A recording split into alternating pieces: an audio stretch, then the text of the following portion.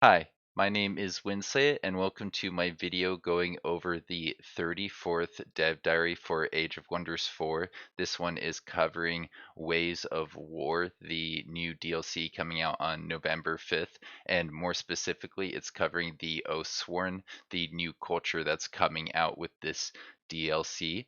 And I have to say, I am very excited to talk to you about what we have in this Dev Diary because it's a little bit more than what they just showed us in the stream this morning. They did about 2 hours of gameplay. Well, about an hour and a half or so of gameplay and about 30 minutes of character creation. But there was a lot for them to talk about and show off specifically with this culture. So I'm glad that they spent a lot of time really unpacking the different options.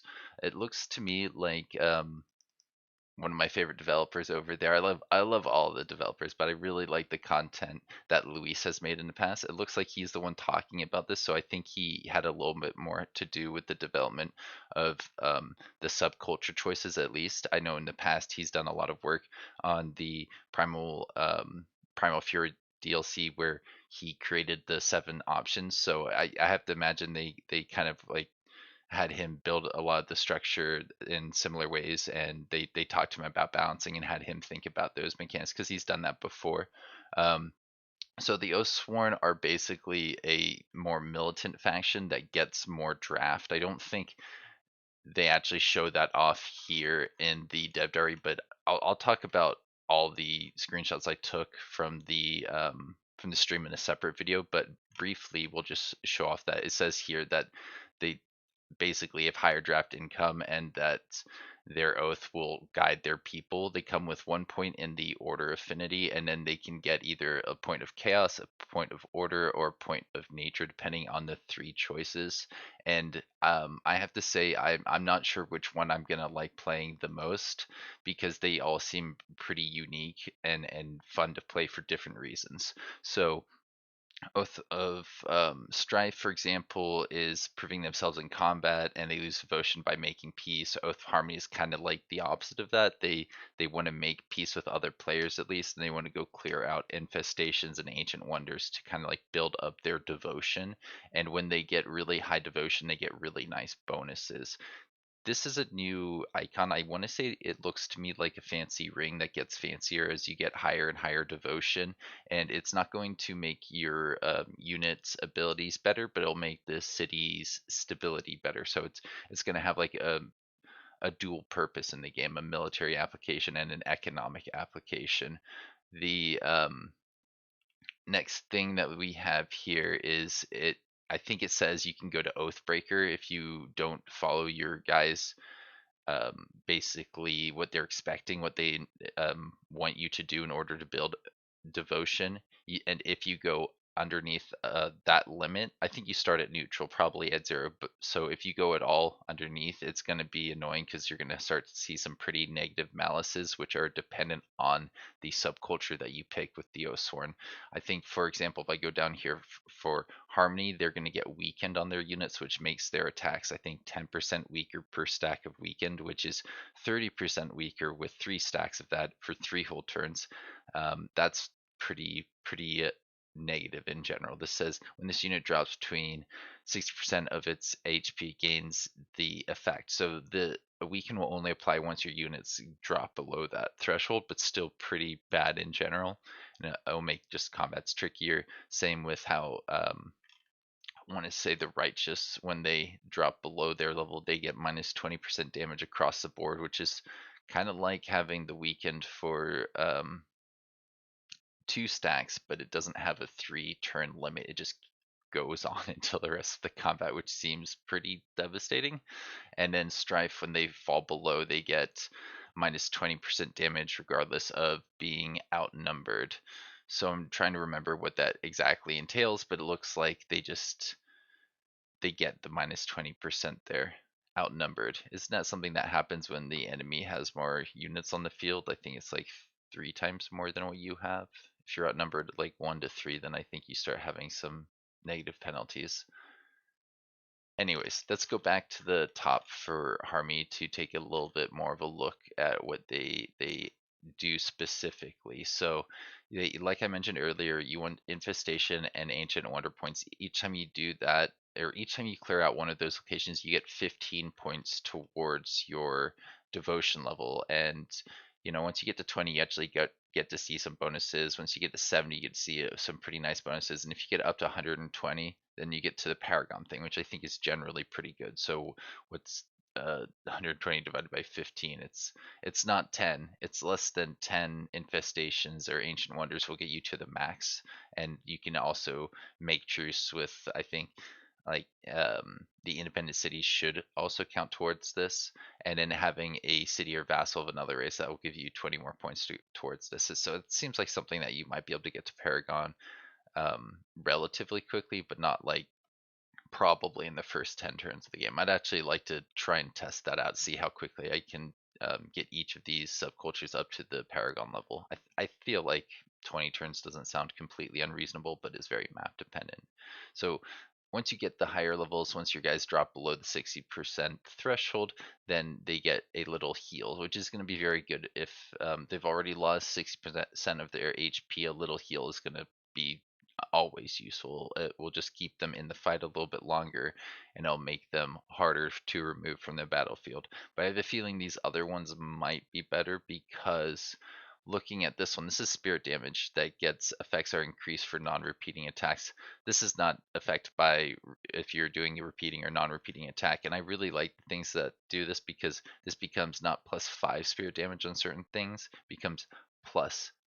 So if you have like a single action attack that allows you to do damage from far away, you've all of a sudden significantly increases damage. And even on charge attacks that do a lot of damage, having it just a little bit more can be really cool and really useful in certain specific situations.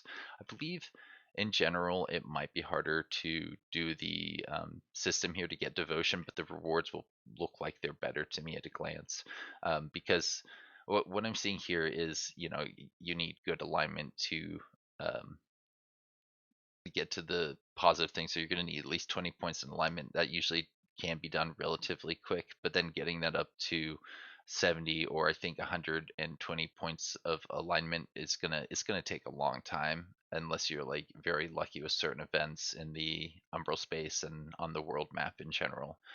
Um, right, they want to just fight evil alignment, so you can get some points for that. I think by declaring war on, it doesn't seem to say much about how they get their points here, does it?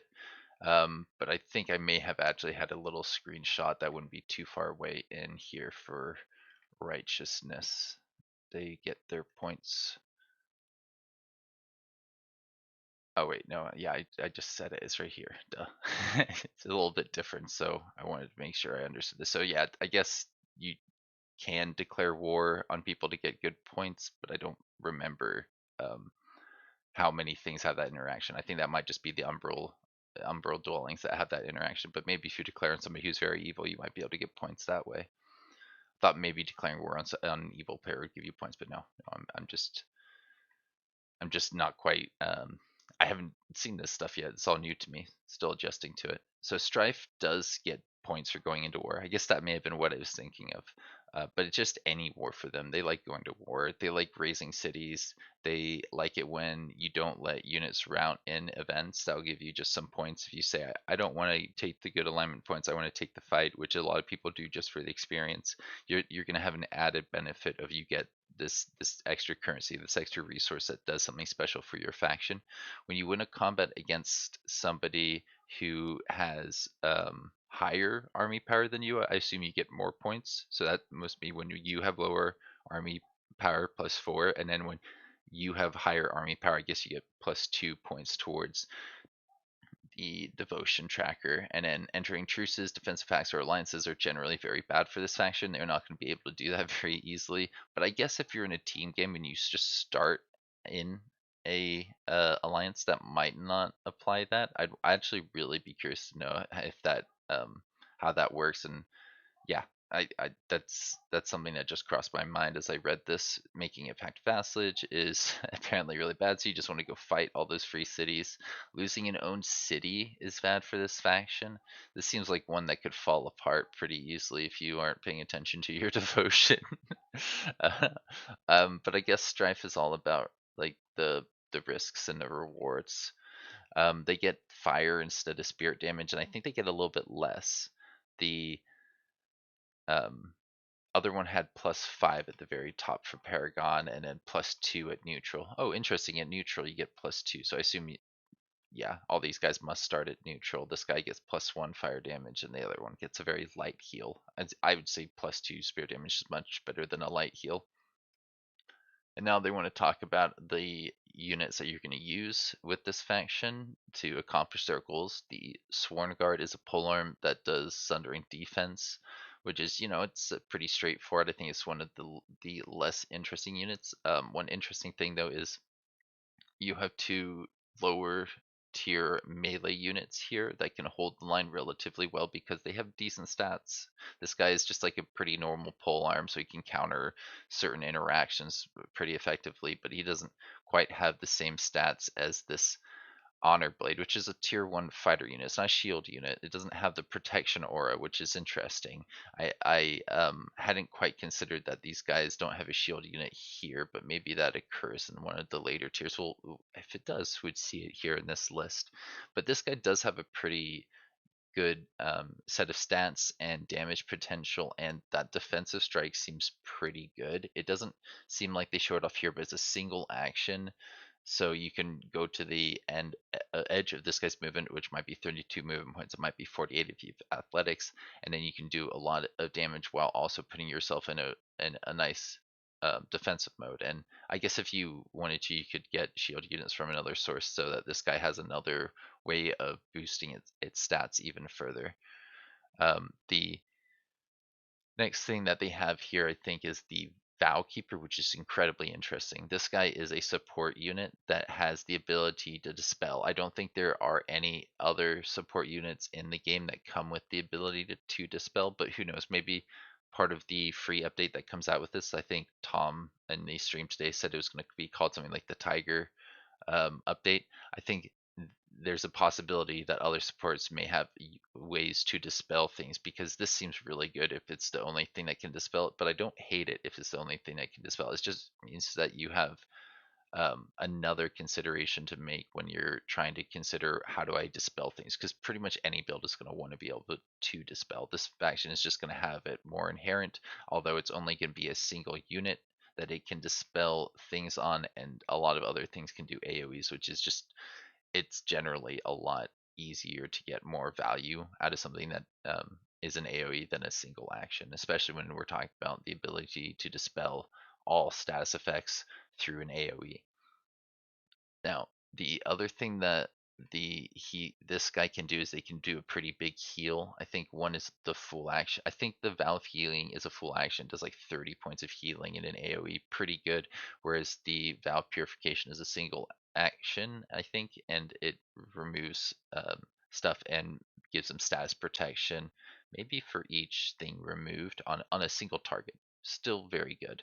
The Sealbreaker, I remember when I was reading this quickly, this was something they didn't show off in stream, but it seems to make like a little bit of sense to me. They basically have a unique seal ability depending on if they're harmony, righteous, or strife. The fire seal, the one they have there, it does 35 points of damage and applies a strong burning effect, and that will do 12 burning damage each turn. And I think that could be applied on top of something that also does like burning or maybe ghost fire. Although I don't know, maybe they turn into one stack will turn into another, because I think burning will turn into ghost fire now, and there is cleansing flame in that interaction. So I'm not entirely sure. This is something that I'd need to play around with before I could say more.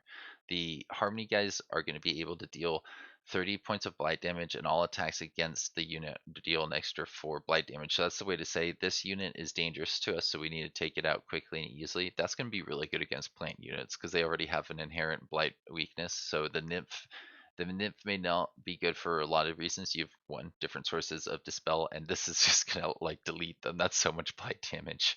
Um, there's righteousness, which will deal 30 points of spirit damage, and attacks against that unit heal the attacker for 5 points. So that's a way for you to say, my units that are near this enemy are beat up, I would like to give them some HP by attacking into it. And that seems pretty good in general, especially if you have other sources of lifesteal. Maybe you go for righteousness with undead, or I don't know. And yeah, I could see that being generally a bit of value. The Peacebringer here is the tier 3, and they're going to be all dependent on the subculture. The harmonize one is going to be an archer. I think they show the strife one is a charge unit, and the righteousness one, well, they come up here at a little bit. We'll talk about the harmony one because they have that information here. It looks like it has a pretty powerful line shot that does a 3 hex line. I love units that can do this, especially cavalry units. If you take like a flying cavalry unit, this reminds me a lot of the, I think, Sphinx unit in Age of Wonders 3 that could just fly around and do like a pretty strong barrage. But I have to assume that this works probably a bit like the Army of Arrow in that it's going to take 3 action points, because otherwise, I don't know, this seems incredibly strong. This unit seems really, really good. But as a ranged unit, it's not really supposed to be in the front, so maybe it's kind of like the trade-off here is you can move forward and have a really strong alpha engage, but it might cost you one of your best damage dealing units, so you have to try and not be too aggressive with it while also getting some good value out of the AoEs and all the other options it has available to it. And one thing here that they mentioned is once you get up to paragon level of your devotion, then you get this pacifying ability on this specific tier 3 unit. The Peacebringer is going to be able to do a lot of damage, a lot of very good damage. Blight is not one of the best damage channels, but Spirit's amazing in general. And then pacifying will make it so that the unit can't use damage dealing abilities for a turn. So pacifying them, incredibly nice. I assume that can be dispelled. So if somebody gets hit with this, um, and then that gets dispelled, obviously that's not amazing, but at least you use the dispel and an enemy dispel on something like this, and you might be able to get other value elsewhere because of that. The Avenger is the Righteousness tier 3 unit, and it is the shock unit that I mentioned earlier. It has something called Helm Splitter, and it deals a massive amount of damage and ignores half of the target's defenses. I think there's like breaching and something similar to that for, well, there's one for armor and one for resistance where you can ignore half of them. Maybe this does both. It can ignore both. I'm not entirely sure because it doesn't hover over it and we haven't seen it in stream yet. And yeah, that one is a full action. I don't know if it's just one target. I would assume it is. That's Helm Splitter implies it's hitting like one head, but maybe I'm wrong. Radiant Slash is saying enemies in a 2 hex long, 1 hex wide take this much damage. Not only is this an AoE, this is a single action AoE. So this guy can run forward, edge to his movement point, and just hit a lot of units for quite a bit of damage and applying blind. This just says it applies blind. So if you get your guys up to paragon level with righteousness, this seems like an amazing unit just to have like across the battlefield for almost any situation. Of course, they have to be able to get in to engage, so there may be other things you need to take with them or to help them accomplish those goals. But I love the sound of this. It sounds really, really strong. Um, and then we have the Warbound. Yeah, Warbound, not Warhound, Warbound. Has this great design. I really like the helmet that is on this. This is going to be like the Avenger. It's a shock unit, but this one prefers rushing through the battlefield with its bulldoze ability, and then it damages enemies and enables an attack afterwards. So bulldoze is, I think, a leave action thing. It lets you do the flaming charge strike afterwards, or I guess if you were able to get to the paragon level, then you should be able to get this. I think it is infernal blaze. What else does it say here about the charge attack? Instead of being 8%, it gives you +5 per hex move up to +15. Okay, that's pretty good. fire damage is quite nice. Having another source of damage can be quite good in general. I'm not sure if that's going to be better than just boosting by 20% or worse, but I find that interesting that they made it that work that way specifically. This unit, yeah, does a single action to all adjacent units and grants the unit Infernal Might stacks, giving it more final fire damage on its charge strike. Interesting. So that's a lot of units, but it sounds like it could hit your friendly units if you're not careful. Adjacent enemies sustain damage is what it says here, but this seems to say it says something slightly different in the description. So I'm going to assume actually the text box is probably correct.